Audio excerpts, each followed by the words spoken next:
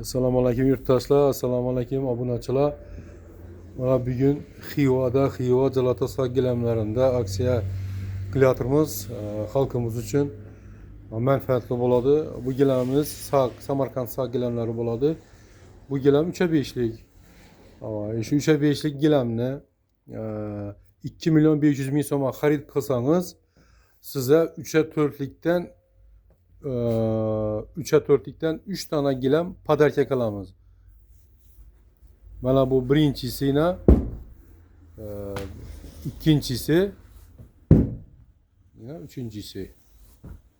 Pastdagi 3'e 5'lik gilamni xarid qilasiz. 3 tane 3'e 4'lik gilam padarka bo'ladi. Bu aksiyamiz 10 gün davom qiladi. Bugun 6 fevral 2026 yil.